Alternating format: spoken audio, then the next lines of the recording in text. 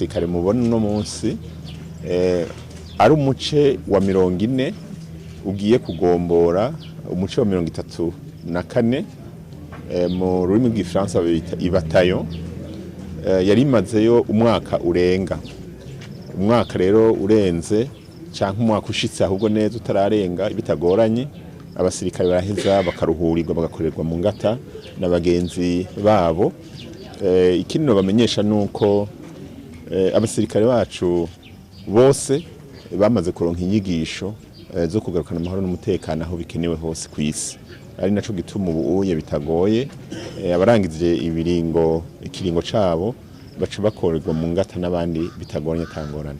Nkuko bikurikirana ku rutonde abagize ibatayo 40, no kuvuga hariho ibatayo 39 zimaze gukurakuranwa mu gihugu ca Somalia.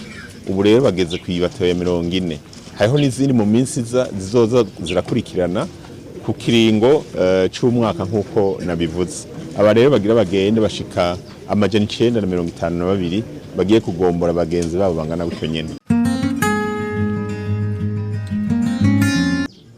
Iyo bari hariya baronka agashiruka bute gatangwa n'ishirahamwe rya Afrika.